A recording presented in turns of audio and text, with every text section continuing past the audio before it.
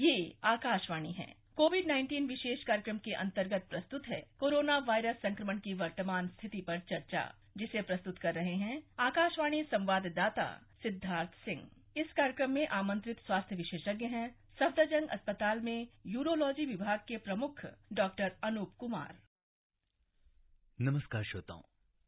कहते हैं जब समस्या बड़ी हो तो हमें धैर्य और संयम से काम लेना चाहिए। कोरोना के बढ़ते मामलों के बीच हमें जरूरत है एक दूसरे का साथ देने की और बिना पैनिक किए हालात का मजबूती से सामना करने की, क्योंकि कोरोना की इस जंग में तन के साथ मन की भी उतनी ही बड़ी भूमिका है। इसी उम्मीद का दामन थामे कि जल्द ही सब कुछ ठीक होगा। आइए आज ये संकल्प लें कि हम सरकार के दिशा निर्देशों का पालन करते हुए एक दूसरे का सहारा बनते हुए इस कोविड की चुनौती का मुकाबला करेंगे और इसे हरा कर दम लेंगे। ऐसे में आपसे अनुरोध है कि आप घबराएं नहीं, कोविड एप्रोप्रिएट बिहेवियर का कड़ाई से पालन करें। साथ ही आपको बता दें कि देश में इस समय 18 वर्ष से अधिक आयु वाले लोगों को कोविड का टीका लगाने का काम चल रहा है। आपसे अनुरोध है कि सभी एलिजिबल लोग कोविन पोर्टल cowin.gov.in और आरोग्य सेतु ऐप पर अपना रजिस्ट्रेशन करवाकर वैक्सीन लगवाएं। श्रोताओं, आप अगर कोविड पॉजिटिव हैं या संक्रमण से बचना चाहते हैं तो कोरोना जागरूकता श्रृंखला कार्यक्रम में हमारे विशेषज्ञों द्वारा दिए गए सुझावों पर अमल करें। कोरोना से जुड़े तमाम सवालों का जवाब जानने के लिए और साथ ही आपको जागरूक करने आकाशवाणी पर हम आपके लिए लेकर आते हैं कोरोना जागरूकता पर विशेष कार्यक्रम। और आज के इस एडिशन के साथ मैं हूं सिद्धार्थ सिंह।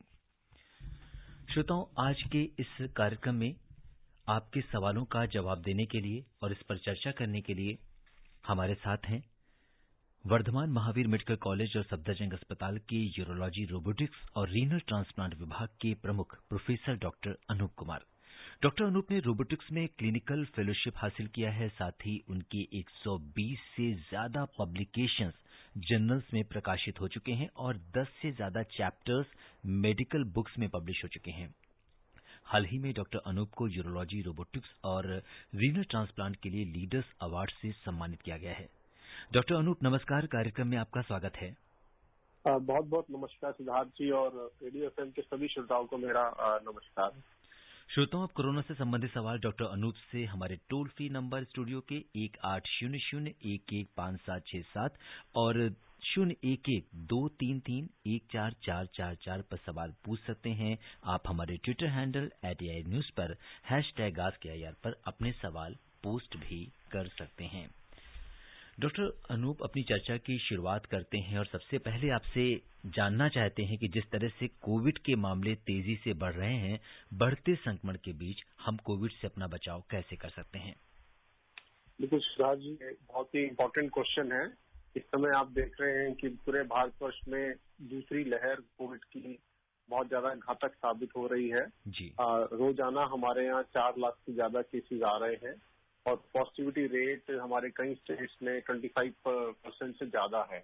तो इस समय सबसे 2-3 बातों का ध्यान बहुत ज्यादा रखना है। आप जब भी घर में रहें या घर के बाहर रहें, हमेशा आपको मास्क पहन के ही रहना है, क्योंकि अब हमें पता लगा है शोध में कि ये जो वायरस है, जो सेकेंड वेव में जो वायरस आया है, ये म्यूटेंट वायरस हवा में रह सकता है। यानी जब कोई संक्रमित इंसान बोल रहा है तो उसके बोलने के बाद माइक्रोसोन निकलते हैं जो 5 माइक्रोन से कम होते हैं, वो हवा में कुछ घंटे तक सक्रिय रह सकते हैं और वो आपको संक्रमित कर सकते हैं। इसलिए आजकल ये कहा जाता है कि आप चाहे घर में रहें या बाहर रहें, हमेशा मास्क पहन के रहें। मास्क में भी आप अगर कपड़े का मास्क पहन रहे हैं तो डबल लेयर मास्क पहनना, यानी डबल कपड़े का मास्क पहनना है। दूसरा, जब तक जरूरत ना हो घर से बाहर ना निकले। सभी आजकल वर्क फ्रॉम होम के लिए आपको रिकमेंड किया जा रहा है। बहुत जरूरी है सेवाएं के लिए ही अगर आपको जाना पड़े तो जाएं। बुजुर्गों को और बच्चों को और जो गर्भवती महिलाएं हैं उनको तो बिल्कुल भी बाहर जाने की इस समय हिदायत नहीं दी जाती है। और तीसरा जो हम कह रहे हैं कि अपना हाथ बार बार साफ करना है सैनिटाइजर से या सोप से, वो करते रहें और वैक्सीनेशन जरूर लगवाएं। तो ये 2-3 चीजें को ध्यान रखें। और चौथा, आपके जो घर है उसमें वेंटिलेशन को प्रॉपर रखें, यानी खिड़की दरवाजे आप खोल सकते हैं टाइम के लिए, तो क्रॉस वेंटिलेशन से जो एयर संक्रमण है उसके होने के चांस कम हो जाते हैं। बिल्कुल। तो डॉक्टर अनूप, जैसा कि ज्यादातर जो मरीज हैं इस समय कोविड के, वो अपने घरों पर हैं, होम आइसोलेशन में हैं, और करीब हम ये कह सकते हैं कि 90% से ज्यादा मरीज इसी तरीके से घर पे हैं। तो उन्हें क्या कुछ मॉनिटरिंग करने की जरूरत है, क्या कुछ सावधानियां बरतने की जरूरत है? बिल्कुल, ये बहुत ही इंपॉर्टेंट क्वेश्चन है सिद्धार्थ जी। बिल्कुल 85 to 90% जो कोरोना के पेशेंट्स हैं वो माइल्ड कैटेगरी में आते हैं और उनको हम होम आइसोलेशन में रख के ही ठीक कर सकते हैं।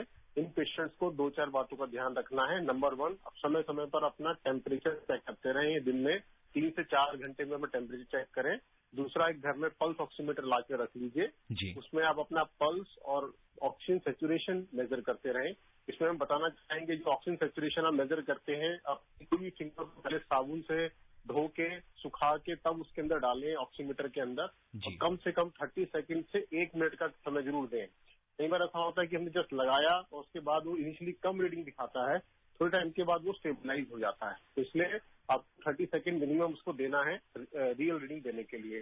इसके अलावा आपको गर्म पानी का सेवन आप कर सकते हैं। 2 से 3 लीटर हाइड्रेशन अपना अच्छा रखें। जैसे मैंने बताया, मास्क घर में आपको हमेशा एक अलग कमरे में रहना है, आइसोलेट करके रहना है। उस कमरे का भी क्रॉस वेंटिलेशन होना चाहिए। और इसके अलावा आप बुखार के लिए पैरासीटामोल की गोली खा सकते हैं। आजकल हम जिंक और विटामिन सी रिकमेंड करते हैं, क्योंकि ये देखा गया है कि दोनों ही माइक्रोन्यूट्रिएंट्स कोरोना वायरस को रेप्लिकेट होने में उनको रोकते हैं और हमारी बॉडी की इम्यूनिटी को बढ़ाते हैं। ये कुछ हिदायतें हैं जो अगर आप फॉलो करें, जनरल सभी के लिए ये लागू होती है। जी। और डॉक्टर अनूप, आपसे ये भी जानना चाहेंगे कि जो लोग होम आइसोलेशन में हैं, उन्हें अपना डाइट प्लान कैसा रखना चाहिए? किस तरह की डाइट लें कि वो जल्दी रिकवर हो जाएं? बिल्कुल, देखिए, आपको पहली बात तो हाइड्रेशन अच्छा रखना है। डाइट में आपको खाना है जो फ्रेश घर में बना हो। बाहर का खाना, तला हुआ खाना, स्पाइसी खाना नहीं खाना है। फ्रूट्स जो आपके इस समय मौसमी जो फल आ रहे हैं वो आप खा सकते हैं। और इसमें ड्रिंकिंग यानी कि किसी भी तरह का हार्ड अल्कोहल या टोबैको बिल्कुल आपके लिए वर्जित है। आप वैसे बताया विटामिन सी वाली चीज ज्यादा ले सकते हैं, यानी कि लेमन है, आंवला है, ये सब चीज ज्यादा खा सकते हैं। इससे हमारे अंदर इम्यूनिटी डेवलप होती है। जी। और इसके अलावा बहुत सारे ऐसे भी लोग हैं जो सबसे बड़ी चिंता का विषय ये होता है कि जब किसी को कोविड हो जाता है तो वो अपने, जैसा कि आपने बताया कि ऑक्सीजन सैचुरेशन लेवल वो मॉनिटर करना बहुत जरूरी होता है। लेकिन कई बार अगर किसी भी पेशेंट का वैरी करता है, अगर जो ऑक्सीजन लेवल है 94 से कम हो जाता है, तो ऐसे में अगर हम घर पे हैं तो हमें सबसे पहले वो कौन से तरीके हैं जिससे हम ऑक्सीजन लेवल को इम्प्रूव कर सकते हैं? बिल्कुल, ये आपने अगेन में बहुत इंपॉर्टेंट क्वेश्चन पूछा सिद्धार्थ जी। अगर हम घर में आइसोलेशन में हमारा सैचुरेशन 94% से ड्रॉप हो रहा है, एज पर जो डेफिनेशन है, हम कहते हैं अगर 94% से कम होता है तो वो मॉडरेट कैटेगरी की तरफ जा रहा है। लेकिन उस समय आप क्या कर सकते हैं? सबसे पहली बात, आप अपनी ब्रीदिंग एक्सरसाइज स्टार्ट कर सकते हैं। यानी कि आप सांस जोर से अंदर लें और बाहर छोड़ें। इससे क्या होता है, आपका लंग एक्सपेंड करता है और सैचुरेशन बढ़ता है। नंबर 2, इसको हम प्रोनिंग बोलते हैं, क्योंकि अभी हमारे मिनिस्ट्री ऑफ हेल्थ ने पूरे देश में सर्कुलेट किया हुआ है। इसका एक प्रॉपर एक टेक्निक होता है कि आप आधे घंटे पेट के बल लेट जाएं, फिर आधे घंटे के बाद आप एक साइड में हो जाएं, फिर उसके आधे घंटे के बाद आप उठ के बैठ जाएं, फिर आधे घंटे के बाद आप दूसरी साइड हो जाएं, और फिर आधे घंटे के बाद पेट के बल जाएं। तो ये साइकिल आपकी कंटिन्यूस चलती रहती है। अगर आप इस तरह से 24 घंटे में से 16 घंटे तक ऐसे कर सकते हैं और 8 घंटे आप सो रहे हैं, तो इससे आपका सिचुएशन बहुत ज्यादा जो है इम्प्रूव हो जाता है। क्योंकि ऐसा करने से हमारा जो लंग का पोस्टीरियर पार्ट है, जो नॉर्मली वेंटिलेशन में ऑक्सीजन नहीं जा पाता, उसमें ऐसी ऑक्सीजन चला जाता है, नंबर 1। और नंबर 2, जो हमारे सिक्रेशन होते हैं लंग के, वो ऐसी पोजीशन में ज्यादा बेहतर तरीके से बाहर आ सकते हैं, और जब वो क्लियर हो जाते हैं तो आपका ऑक्सीजनेशन इम्प्रूव हो जाता है। ये 2 इंपॉर्टेंट चीजें हैं। और इसके अलावा आप अपना पैरासीटामोल टाइम से लेते रहें। जिन पेशेंट को फीवर ज्यादा होता है तो देखा गया है कि उनको भी जो है ऑक्सीजन जो है जल्दी ड्रॉप करता है, तो फीवर को कंट्रोल करना भी बहुत इंपॉर्टेंट चीज है। जी। और बहुत सारे लोग जो घर पे आइसोलेशन में है, फीवर जैसे आता है डॉक्टर साहब, तो हम पैरासीटामोल लेते हैं, तो हम इसे कितनी बार ले सकते हैं या कितने गैप पे ले सकते हैं? बिल्कुल, आप पैरासीटामोल, अगर एक आप यंग एडल्ट है, इसका वेट आपका 60 किलोग्राम से ज्यादा है, तो आप 650 मिलीग्राम का जो क्रोसिन है, दिन में 4 बार तक ले सकते हैं। तो ये बिल्कुल सेफ दवाई है। लेकिन अगर आपकी उम्र कम है और आपका वजन कम है तो फिर अकॉर्डिंगली हमें वेट के हिसाब से इसको 200 कम करना पड़ता है। बट एक यंग हेल्दी एडल्ट 60 किलो से ऊपर है वो 4 बार 650 ग्राम लेता है। जी। और डॉक्टर अनूप, इस समय बहुत सारे जो कोविड पेशेंट्स हैं वो घर पे भी जो लोग रिकवर में करने में उन्हें दिक्कत हो रही है, हॉस्पिटल्स में नहीं जा पा रहे हैं, उनका स्टेरॉइड शुरू हो चुका है। आपसे जानना चाहेंगे कि किस तरह के मरीजों को स्टेरॉइड की जरूरत होती है और इसका सेवन करते समय किस तरह की हमें सावधानियां बरतनी चाहिए। देखिए, जो कोविड होता है इसका फर्स्ट होता है जब ये हमारे अपर रेस्पिरेटरी ट्रैक्ट पे अटैक करता है। उस समय हमें नजला, जुकाम, खांसी और बुखार होता है। तो वो फर्स्ट हफ्ते तक ये सिम्टम्स होते हैं। जब सेकंड हफ्ता यानी कि 7 दिन के बाद देखते हैं कि वो इन्फेक्शन लंग्स में चला जाता है, जिसको हम न्यूमोनाइटिस या निमोनिया फेज बोलते हैं। उस समय पेशेंट को बुखार तेज हो जाता है, सैचुरेशन ड्रॉप होना शुरू हो जाता है, सांस लेने में तकलीफ हो जाती है और खांसी में बलगम आना शुरू हो जाता है। ये लक्षण है कि पेशेंट को निमोनिया हो गया। इस स्टेज में हम स्टेरॉइड स्टार्ट करने के लिए रिकमेंड करते हैं। इसको मॉडरेट कैटेगरी ऑफ कोविड बोला जाता है। तो इसमें पहली बात ये कि आप घर में रह के स्टेरॉइड ना स्टार्ट करें जब तक कि आपको डॉक्टर की सलाह ना हो, क्योंकि ये स्टेरॉइड जो है डॉक्टर ही आपको प्रिस्क्राइब कर सकते हैं, सेल्फ प्रिस्क्राइब ना करें। नंबर 2, जो स्टेरॉइड्स होते हैं ये कुछ लोगों की बीमारियों को और बढ़ा सकते हैं। जैसे अगर किसी को शुगर है, किसी को हाइपरटेंशन है, ये दोनों बीमारियां अगर पहले से अनकंट्रोल्ड है तो ये स्टेरॉइड लेने से आपका ये दोनों चीजें बिगड़ सकती हैं। नंबर 3, हमारे शरीर में पानी का जो है रिटेंशन स्टार्ट हो जाता है इसके देने से, और ये भी आपको आगे जाके परेशानी कर सकता है। पूरे शरीर में सूजन आ जाती है और लंबे टाइम तक स्टेरॉइड लेने से किडनी भी खराब हो सकती है। तो इसलिए आपको डॉक्टर की कंसल्ट कर लीजिए और डॉक्टर आपको कंसल्ट करके जब बताएं कि आपको कितना डोज लेना है, कितने ड्यूरेशन तक लेना है, ये जरूरी है। और दूसरी बात, जब हम वो ड्यूरेशन खत्म हो जाता है उसको सडनली अपने आप बंद ना करें, उसको हम स्लोली टेपर डाउन करते हैं, ताकि अगर हम उसको सडनली बंद कर देते हैं तो हमारी बॉडी में एक तरह का शॉक तो बोलते हैं एडिसोनियन क्राइसिस हो जाता है और सडनली पेशेंट को शॉक और हाइपोटेंशन और इसको चक्कर आने से हो जाते हैं, बीपी फॉल कर जाता है। तो ऐसे कंडीशन से बचने के लिए डॉक्टर की सलाह से शुरू करें और डॉक्टर की सलाह से ही बंद करें। जी डॉक्टर अनूप, आपका जो कि किडनी ट्रांसप्लांट पेशेंट्स और यूरोलॉजी में और रोबोटिक्स में बहुत लंबा एक्सपीरियंस रहा है और स्टेरॉइड आप अपने काफी पेशेंट्स को देते रहे क्योंकि एक क्रॉनिक डिजीज को आप ट्रीट करते हैं, तो इसको लेकर आप क्या कहेंगे?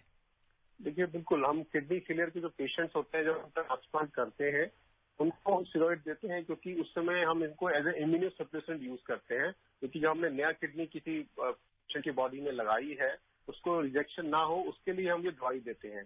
तो नॉर्मली ट्रांसप्लांट के बाद हम पेशेंट को हाई डोज स्टेरॉइड देते हैं और स्लोली जैसे जैसे ट्रांसप्लांट जो है स्टेबलाइज होता है वैसे वैसे हम उसके डोज कम करते जाते हैं और कम करके हम उसको मिनिमम डोज पे ले आते हैं। उस मिनिमम डोज पे ले आते हैं ताकि उस पर वो लाइफ लॉन्ग चल सकता है और उससे उसका ब्लड प्रेशर, शुगर या मॉनिटर करते रहते हैं, इलेक्ट्रोलाइट मॉनिटर करते रहते हैं ताकि कोई साइड इफेक्ट स्टेरॉइड्स के ना हो। जी। और डॉक्टर अनूप, अगर हम ये देखें तो पोस्ट कोविड की अगर हम बात करें तो वो लोग जो कोविड से रिकवर हो गए हैं उनके अंदर कुछ परेशानी आ रही है। जैसे लोग कहते हैं कि हमें वीकनेस बहुत ज्यादा है, तो ऐसे में जब वीकनेस बहुत ज्यादा है और दूसरा कोविड की रिपोर्ट जब दोबारा से वो ठीक हो जाते हैं, पोस्ट कोविड में उन्हें थोड़ी बहुत लंग्स की प्रॉब्लम बनी रहती है, जिसे हम खांसी भी कह सकते हैं, लंग्स में कंजेशन भी बोल सकते हैं। तो ऐसे में उन्हें घर पे रहते हुए क्या कुछ उपाय कर सकते हैं वो? बिल्कुल, ये आपने अगेन बहुत इंपॉर्टेंट क्वेश्चन पूछा जी कि ऐसे बहुत पेशेंट हैं कि वो कोविड के उनके इनिशियल सिम्टम्स खत्म हो गए, रिकवर कर गए, इन पोस्ट कोविड टाइम में उनको खांसी बरकरार है, खांसी के साथ हल्का हल्का बलगम आ सकता है, उनका बॉडी में बहुत ज्यादा एक होता है और माइल्डिया जिसको होते हैं बदन टूटना वो होता रहता है। तो ऐसे पेशेंट को सलाह दी जाती है कि कोविड रिकवरी के बाद भी आपका हाइड्रेशन बहुत अच्छा रहना चाहिए, क्योंकि जो कोविड वायरस होता है हमारी पूरी बॉडी में एक वाइड स्प्रेड इन्फ्लामेशन कर देता है, ना चाहे ब्लड वेसल्स हो चाहे कोई ऑर्गन हो, सब जगह इन्फ्लामेशन होता है, मसल्स पे इन्फ्लामेशन आ जाती है। इसीलिए जब ये हील करता है वहां पर फाइब्रोसिस हो जाती है। फाइब्रोसिस होने के कारण जो लंग्स है उसमें कई बार पेशेंट में देखा गया है कि वो फाइब्रोसिस होने के कारण उनकी लंग की एक्सपेंड होने की कैपेसिटी कम हो जाती है। इसलिए हम उन पेशेंट्स को बताते हैं कि एक तो हाइड्रेशन अच्छा रखें, नंबर 2 जो ब्रीदिंग एक्सरसाइजेज हैं वो आपको कंटिन्यू रखनी है रिकवरी के बाद भी, कम से कम 1 महीना तक वो रिकवरी के बाद आप एक्सरसाइजेज जो है चालू रखें। जो मैंने प्रोनिंग अभी बताया था वो भी आप रिकवरी के बाद चालू रखें। और नंबर 3 जो आपको माइल्जिया है उसके लिए भी जो मल्टीविटामिन की हम बात कर रहे थे, स्पेशली जिंक। देखिए जिंक का बहुत इंपॉर्टेंट रोल है। जिंक हमारे बॉडी के बहुत सारे जो इम्यून प्रोसेस होते हैं उसको स्टिमुलेट करता है। तो बताना चाहते हैं कि जिंक हमारी बॉडी में ना सिंथेसिस होता है, इसको हमें बाहर से ही लेना पड़ता है। कुछ खाद्य पदार्थ हैं जो जिंक पे बहुत ज्यादा रिच होते हैं, जैसे गार्लिक या अंडे हो गए, मीट हो गए, या लेग्यूम्स हो गए, या स्पिनच हो गए। इन चीजों में नट्स हो गए, जिंक बहुत ज्यादा होता है। तो अगर आप इन चीजों का सेवन करेंगे तो आपकी बॉडी में ऑटोमेटिकली जिंक ज्यादा आएगा। उसके अलावा जिंक सप्लीमेंट्स भी लेते रहे कम से कम 1 महीने तक, मल्टीविटामिन और कैल्शियम, क्योंकि कैल्शियम की हमारे देखा गया है कि कोविड के बाद जो बोन्स हैं जॉइंट्स में बहुत पेन स्टार्ट रह जाता है। तो अगर हम ये कैल्शियम विटामिन डी सप्लीमेंट देते हैं तो वो भी हमारे बॉडी का जो पेन है उसको कम होने में हेल्प करता है।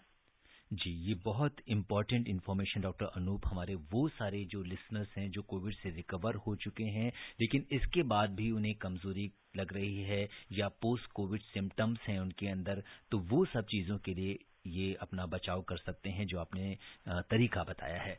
और इस बीच पूरे देश से श्रोता हमें फ़ोन कर रहे हैं और हमारे आज के कार्यक्रम के जो पहले कॉलर हैं यामीन भाई का फ़ोन है गाजियाबाद से। यामीन जी नमस्कार, कार्यक्रम में आपका स्वागत है। सर नमस्कार, डॉक्टर साहब को भी नमस्कार जी। जी यामीन जी बताएं। जी मैं यामीन भाई रेडियो वाला चिरौड़ी से बोल रहा हूँ जी, लोनी के पास से जिला गाजीपुर। जी यामीन भाई, सबसे खुशी तब होती है जब आप अपने नाम ही आपने बदल के रेडियो वाला कर लिया। जी सर, हाँ जी बताइए। मैं ये जानना चाह रहा हूँ जी, आयु 64 जो दवाई आई है तो ये संक्रमित होने के बाद दी जाएगी या पहले दी जाएगी, तो ये जानना है। और एक ये जानना है कि हम ये पैरासीटामोल जो खाते हैं जी इसके साथ में एंटीबायोटिक खा सकते हैं क्या?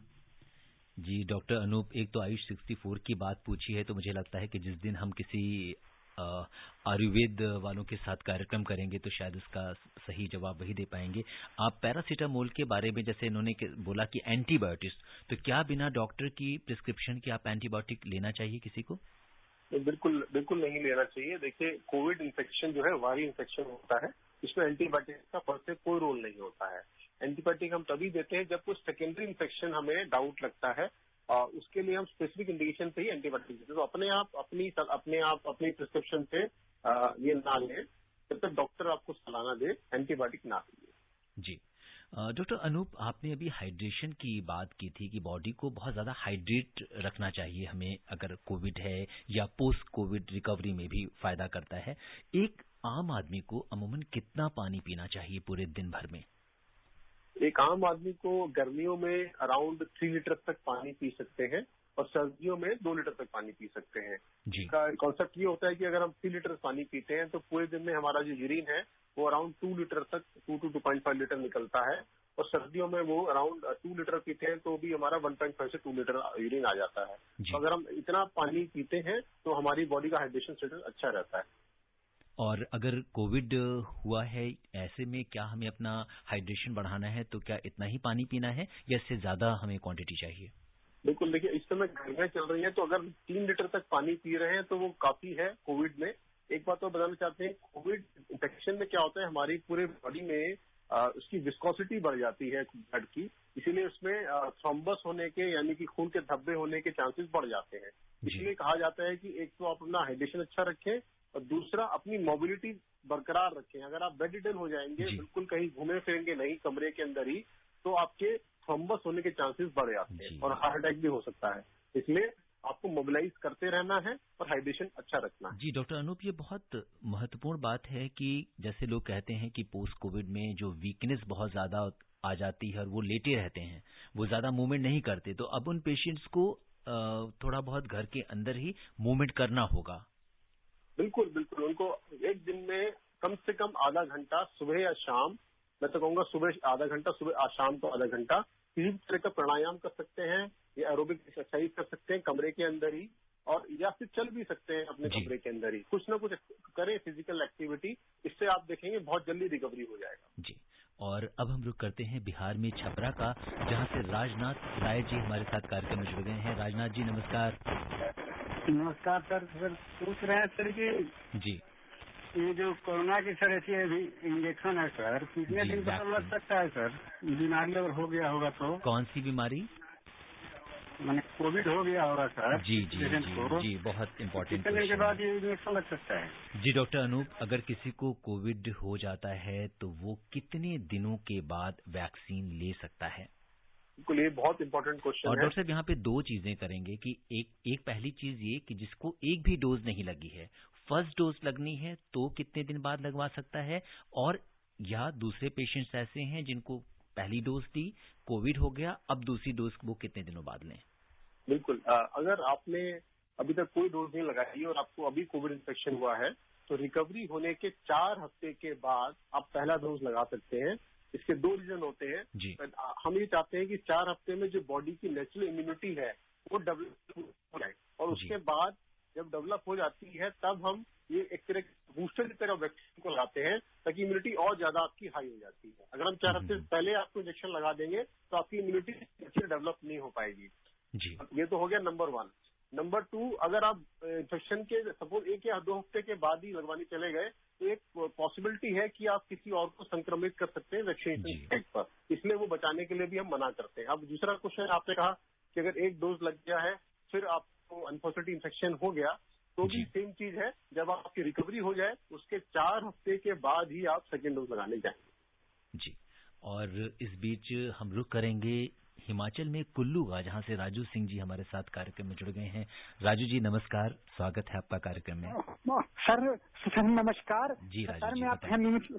श्रोता है राजू जी सिंह। बिल्कुल। सर मैं ये पूछना चाहता हूँ कि जो आजकल सर वायरल फीवर भी हो रहा है, जैसे आजकल का मौसम तब्दील हो रहा है, क्या सर हर सर्दी जुकाम क्या कोरोना है? सर दूसरा मेरा इम्पोर्टेंट प्रश्न है, अब सर वो कह रहे हैं कि तीसरी लहर भी आ रही है, तो मेरा सर ये सर जिज्ञासा है कि इसकी कितनी लहरें हैं कोरोना की जो कि खतरा। जी राजू जी, आपका सवाल हम समझ गए हैं, डॉक्टर साहब से आंसर लेते हैं। डॉक्टर अनूप, पहली चीज तो जैसा कि इन्होंने कहा कि कई बार इस कंफ्यूजन में लोग रह जाते हैं कि और लोग ये मानने को तैयार नहीं होते कि उन्हें कोविड है और वो आम वायरल या फ्लू समझ के उसका टेस्ट नहीं कराते हैं या घर पे ही इलाज करते रहते हैं।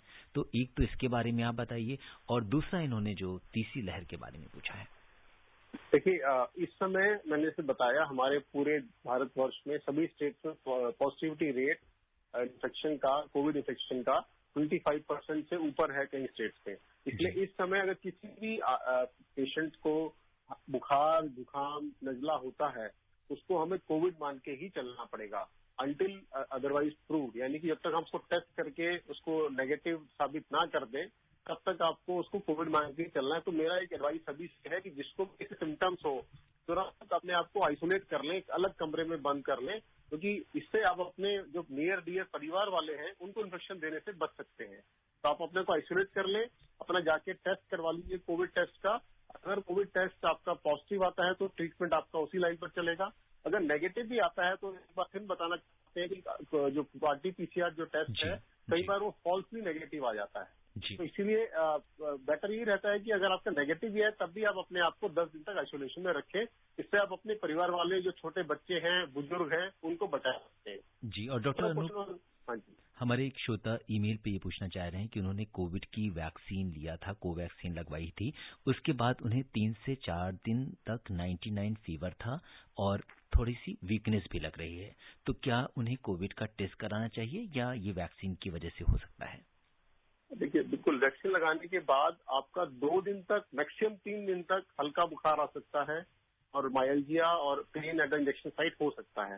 लेकिन अगर आपका बुखार परसिस्ट कर रहा है 4 दिन के बाद, यानी 5-6 दिन के बाद भी परसिस्ट कर रहा है, तो ये कोरोना हो सकता है, क्योंकि अभी आपका जो डोज आपने लगवाया है उससे आपको संक्रमण हो सकता है, बाहर एक्सपोजर हो गया हो। तो इसलिए अगर आपको 4 दिन से ज्यादा ही परसिस्ट कर रहा है तो प्लीज आप जाके अपना टेस्ट करवाएं, उससे पहले अपने आप को आइसोलेट कर लें। जी, और इस बीच बेंगलुरु से श्रीकांत जी हमारे साथ कार्यक्रम में जुड़ गए हैं। श्रीकांत जी नमस्कार। बहुत बहुत नमस्कार जी, स्वागत है आपका, डॉक्टर साहब, आपको भी नमस्कार। डॉक्टर साहब, आज मातृत्व दिवस है और सबसे बड़ी माता है हमारी भारत माता, तो भारत माता को बहुत बहुत प्रणाम। डॉक्टर साहब, एक सवाल ये है कि पिछली बार कोरोना में 10.5 महीने में 1 करोड़ केस हुए थे। इस बार कल 38 दिन में 1 करोड़ केस हो गए। तो भाई साहब, हम लोग इतने लापरवाह तो नहीं हुए, इसका क्या सटीक कारण है, जरा बताइए। जी, डॉक्टर अनूप जानना चाहते हैं कि बढ़ते हुए कोविड संक्रमण जिस तादाद में आ रहे हैं, इसके मामले, इसका क्या कुछ कारण हो सकता है? इसका 2 इम्पोर्टेंट कारण देखे गए हैं। एक कारण डेफिनेटली हम लोगों ने अपना प्रिकॉशंस जो गार्ड है वो डाउन कर लिए थे, लेकिन दूसरा सबसे इम्पोर्टेंट कारण वो ये है कि म्यूटेंट स्ट्रेन की हम बात करते हैं। जो वायरस है ये अपना प्रोडक्ट को चेंज कर लेता है, इसको हम म्यूटेशन बोलते हैं।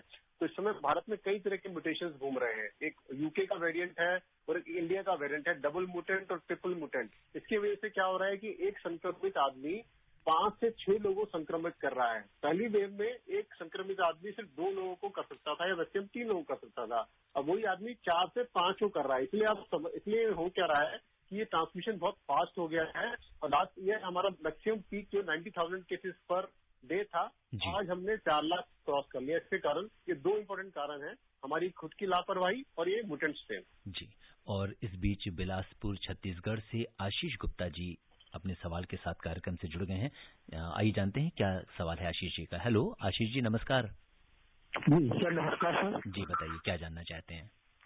सर मैं तो पहले मेरा ये सवाल था कि सर पॉजिटिव होने के बाद जी जब जो स्मेल और ये जो टेस्ट खाने के कितने दिन बाद आते हैं? लगभग मेरे को निगेटिव हुए लगभग अब 1 महीना हो गया।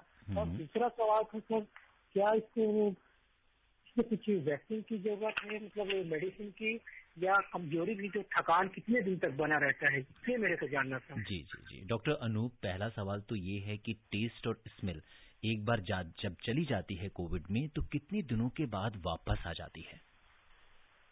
बिल्कुल, कोविड इन्फेक्शन में होता क्या है, जो नर्व्स होती हैं हमारी ओल्फैक्टरी नर्व्स, वो जो हमारी टेस्ट के लिए रिस्पॉन्सिबल होती है, उसमें इन्फ्लामेशन होता है और वो इसलिए लॉस हो जाता है। इसको वापस आने में आपको 2 से 3 दिन सकते हैं, क्योंकि होता क्या है, वो नर्व्स का रीजनरेशन स्टार्ट होता है। इस काम में जिंक बहुत ज्यादा हेल्प करता है। इसलिए मैंने आपको पहले बताया था कि जिंक का सेवन आप करते रहें, जिंक का सप्लीमेंट लेते रहें और जिंक जो रिच फूड मैंने बताए थे वो लेते रहें। इससे आपका जो है स्मेल वाला जो है जो सेंस है वो जल्दी वापस आ जाएगा। जी, और दूसरा इन्होंने पूछा है कि वीकनेसेस बहुत जो आ जाती है, कमजोरी आ जाती है, तो ये कितने दिनों में दूर हो जाती है कोविड पेशेंट्स में? बिल्कुल, ये वीकनेस होती है, ये हर एक पेशेंट की प्रोफाइल पे डिपेंड करता है। अगर कोई पेशेंट पहले से उसको कोमोबिड कंडीशन है तो वीकनेस काफी लंबे टाइम तक रह सकती है। कई पेशेंट 2 से 3 महीने तक भी हमने देखा है परसिस्ट करती है।